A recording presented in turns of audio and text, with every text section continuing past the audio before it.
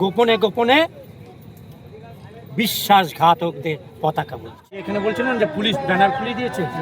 পশ্চিমবঙ্গ পুলিশের 68% মনে করে যে মুসলমান হচ্ছে অপরাধ প্রবণ। তামিলনাড়ুর মুখ্যমন্ত্রী যে পথ দেখিয়েছে, আমরা পশ্চিমবাংলার মুখ্যমন্ত্রীকেও বলবো যে সেই পথে গিয়ে নবী মোহাম্মদ যেহেতু পৃথিবীর সর্বকালের সেরা মনীষী হিসাবে পৃথিবীর অমুসলিমদের কাছে স্বীকৃত, আমরা তো এটা মনে করি তিনি কিন্তু অমুসলিমদের মনীষীদের কাছেও স্বীকৃত। ফলে এইরকম একজন মনীষী পয়গম্বরের জীবনী অবশ্যই স্কুলের পাঠ্যক্রমগুলোতে অবশ্যই চালু করা হোক। বলুন, আমার মৌলিক অধিকার, এই অধিকার কাউকে কেড়ে নিতে দেব না। আপনারা খুব সঠিক কাজ করেছেন। পাড়ায় পাড়ায় মিটিং করা উচিত, বৈঠক করা উচিত, যেটা আমার সাংবিধানিক মৌলিক অধিকার। বলছেন তো যে আমি জানি না, সিএস জানেন, চিফ সেক্রেটারি জানেন, চিফ সেক্রেটারিকেও বলেন। মানে এরা আইনের দ্বারা পরিচালিত নয়। পশ্চিমবঙ্গ পুলিশ প্রশাসনেরও একটা বড় অংশ আরএসএস দ্বারা। মাদ্রাসা বন্ধ করে দেওয়া হয়েছে, আর সব জায়গায় নাকি মসজিদ বেআইন বলে মসজিদ এবং মাদ্রাসা বুলডেজার দিয়ে। এই আসামের পরে উত্তরপ্রদেশ, মানে ওদের মধ্যে কম্পিটিশন, উত্তরপ্রদেশ এবং আসামের মধ্যে কম্পিটিশন হচ্ছে।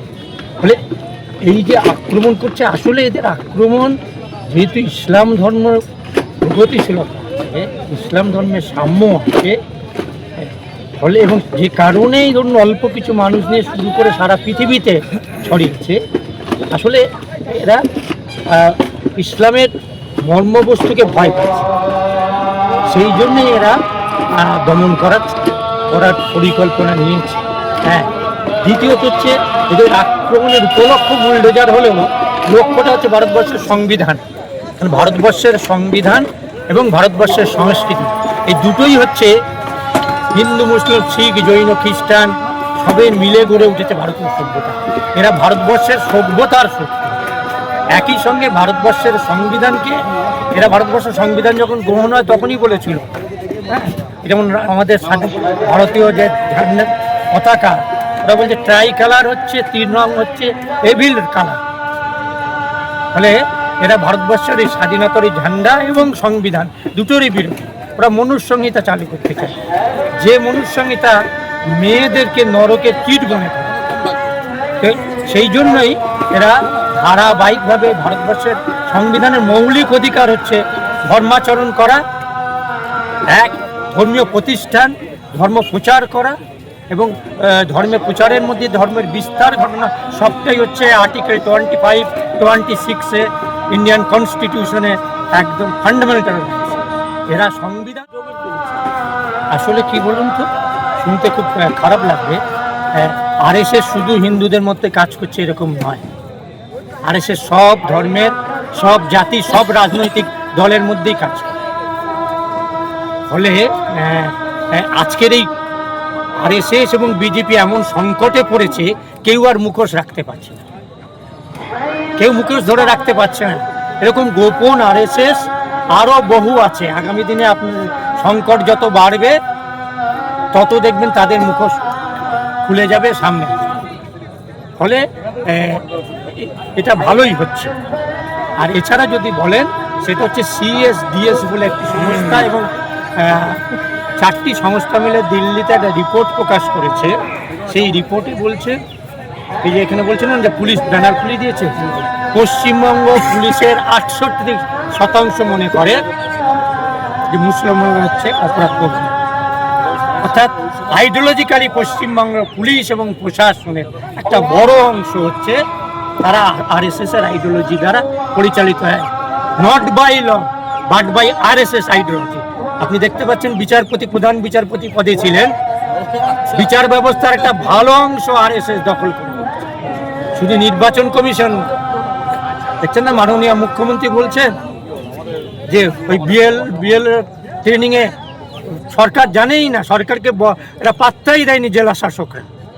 একটা মিটিংয়ে, বীরভূমের মিটিংয়ে বলছেন 1000 আরএসএস এর ট্রেনিং নিতে পাঠিয়ে দিলেন। মুখ্যমন্ত্রী বলছেন যে আমি জানি না, সিএস জানেন, চিফ সেক্রেটারি জানেন, চিফ সেক্রেটারিকেও বলেন। মানে এরা আইনের দ্বারা পরিচালিত নয়। পশ্চিমবঙ্গ পুলিশ প্রশাসনেরও একটা বড় অংশ আরএসএস দ্বারা পরিচালিত। যারা এত তাগিদ অনুভব করছেন ব্যানার খুলে দেওয়ার, ওটা যদি আরএসএস এর ব্যানার থাকতো, এত হিম্মত দেখাতো পুলিশ। এবং প্রশাসনের এই অংশই নানা জায়গায়, এবং মুখ্যমন্ত্রী বলেছেন যে ওই শামশেরগঞ্জের ঘটনা তো বিজেপি পরিকল্পিতভাবে করেছে। আমরা ঘটনার পরেই আমি গিয়েছিলাম, বিজেপি পুলিশ প্রশাসনের লোকেরা মিলিতভাবে ঘটনা ঘটিয়েছে। 750-এর উপর মানুষ এখন জেলখানায় আছে এদের এই ষড়যন্ত্র। আমি আবারও বলি যে আরএসএস সর্বত্র কাজ করছে, ওই জন্যে আমাদের সতর্ক থাকতে হবে। আপনি যাকে বন্ধু ভেবে কাঁধে হাত দিয়ে একসঙ্গে চলছেন, সেও যে ওই আদর্শের লোক নয় আপনি এখনো চিনতে পারেন। আমরা আমাদের মধ্যেকারও তো দেখতে পাচ্ছি। ফলে এটা ভালো দিক, এই আক্রমণ কাউকে মুখোশ পরে থাকতে দেবে না, প্রত্যেকের মুখোশ খুলে পড়বে। যেমন এই আপনি সাংবাদিকের কথা বললেন, আসলে তার নামটা ইসলাম, আসলে তিনি গোপনে গোপনে বিশ্বাসঘাতকদের পতাকা বলছেন নবীকে ভালোবাসলে রাস্তায় দেখাতে হবে, মনে ভালোবাসবে। আমার যেখানে খুশি, এটা আমার ফান্ডামেন্টাল রাইটস, মৌলিক অধিকার। তো কই এটা বলেন, যখন আরএসএস এই যে লক্ষ লক্ষ জায়গায় সভা করছেন, বলেন, বলার হিম্মত রাখেন, বলুন আমার মৌলিক অধিকার, এই অধিকার কাউকে কেড়ে নিতে দেব না। আপনারা খুব সঠিক কাজ করেছেন, পাড়ায় পাড়ায় মিটিং করা উচিত, বৈঠক করা উচিত, যেটা আমার সাংবিধানিক মৌলিক অধিকার। এই আক্রমণ আমার সংবিধান, বাবা সাহেবের তৈরি সংবিধানকে কেড়ে নিচ্ছে। আমরা এই আজকের যারা এসছেন তারা সবাই এই সংবিধান রক্ষার সৈনিক। আমার ছোটন দাস, সাধারণ সম্পাদক। ফিতনা ফাসাদ তৈরি করার চেষ্টা করবে। আমাদের ছাত্র, যুব, নওজোয়ান সব স্তরের ভাইদেরকে আমরা অনুরোধ করেছি যে বিজেপি তথা এই ফ্যাসিবাদী শক্তির ভাইদের এই পাতা ফাঁদে কোনোভাবেই পা দেওয়া যাবে না। আমরা যেমন হিন্দু ভাইদের এলাকায় মসজিদ তৈরি করতে যাই না, আমরা হিন্দু ভাইদের এলাকায় যেমন জলসা দিতে যাই না, আমরা তেমন এই পবিত্র ব্যানারটাও তাদের এলাকায় গিয়ে লাগানোর দরকার নেই। আমরা মাদ্রাসায় লাগাবো, আমাদের গ্রামের মধ্যে লাগাবো, আমাদের বাড়ির দেওয়ালে লাগাবো। এর পাশাপাশি হিন্দু মনীষীরাও মহানবী সাল্লাল্লাহু সাল্লাম সম্পর্কে অত্যন্ত তাৎপর্যপূর্ণ প্রাসঙ্গিক বক্তব্য রাখছেন। যেমন মুসলমানরা বলছেন আই লাভ মোহাম্মদ, অনেক হিন্দু সাধু সন্ন্যাসী তারাও বলছেন আই লাভ মোহাম্মদ। সেগুলোকেও সামনে রেখে যারা নবী মোহাম্মদ সাল্লাল্লাহু আলাইহি ওয়াসাল্লাম সম্পর্কে অত্যন্ত তাৎপর্যপূর্ণ বক্তব্য রেখেছেন, আজকের সেই তাৎপর্যপূর্ণ বক্তব্যগুলোই গোটা সমাজের মানুষের সামনে তুলে ধরা দরকার। আপনারা আগেই শুনেছেন যে তামিলনাড়ুর মুখ্যমন্ত্রী স্টালিন, তিনি কিন্তু তামিলনাড়ুর পাঠ্যপুস্তকে এই নবী মোহাম্মদ সাল্লাল্লাহু আলাইহি ওয়াসাল্লামের যে আদর্শের উপরে যে পাঠ্যক্রম, যে প্রবন্ধ, সেটা তারা পড়ানোর সিদ্ধান্ত নিয়েছেন। মুখ্যমন্ত্রী মমতা বন্দ্যোপাধ্যায়ও যদি এই সিদ্ধান্ত নিতেন, বামেরা বিগত দিনে যদি নবী মোহাম্মদের এই যে আদর্শগুলো পাঠ্যক্রমে পড়াতেন, তাহলে আজকের যারা হিন্দু ভাই, যারা নওজোয়ান, যারা শিক্ষক, তাদের মধ্যে কিন্তু নবী মোহাম্মদ সাল্লাল্লাহু আলাইহি ওয়াসাল্লাম সম্পর্কে একটা স্পষ্ট ধারণা চলে আসতো। তারা এই বিদ্বেষ পোষণ করতে পারতো না। বিদ্বেষ পোষণটা না করলে মোদি, যোগী এরা কিন্তু রাজনৈতিক সুবিধাটাও নিতে পারতো না।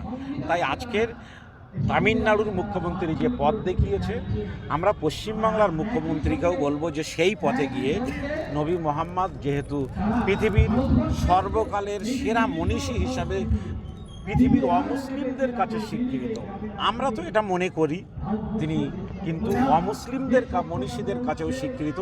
ফলে এইরকম একজন মনীষী পয়গম্বরের জীবনী অবশ্যই স্কুলের পাঠ্যক্রমগুলোতে অবশ্যই চালু করা হোক। তাহলে এই যারা নাফরাতের রাজনীতি করছেন, তাহলে নাফরাতের বাজারে কিন্তু অবশ্যই মহাব্বতের দোকান খোলার যে বার্তা, সেটাও শক্তিশালী হবে এবং সেটাও অবশ্যই এই ঘৃণাকে পরাজিত। সংগঠনের যারা নেতৃস্থানীয় তাদের সঙ্গে আলোচনা চলছে। গতকাল এই বিষয়ে কলকাতাতেও একটা বৈঠক ছিল, যদিও বৃষ্টির কারণে সেই বৈঠকটা হয়নি। আমরা আশা করছি যে খুব তাড়াতাড়ি গোটা ঘটনাটা যেদিকে এগোচ্ছে এবং যোগী আদিত্যনাথ যেভাবে শান্তিপ্রিয় মানুষকে পুলিশকে দিয়ে লেলিয়ে দিয়েছে, আইন ভাঙছে, তার বিরুদ্ধে অবশ্যই ভারতবর্ষের গণতন্ত্রপ্রিয় মানুষদের সাথে নিয়ে আমরা এর বিরুদ্ধে লড়াই সংগ্রাম চালাবো। এবং পুজোর ছুটির পরে ইনশাল্লাহ প্রয়োজন হলে কলকাতায় শক্তভাবে নামা হবে। সব মুসলিম সংগঠন ঐক্যবদ্ধভাবেই নাম, যে কোনো সংগঠন তারা করতে পারে, কিন্তু আমি আরএসএসকে বলবো যে তারা একটু দেশপ্রেমিক হোক, তারা অস্ত্র ছাড়ুক।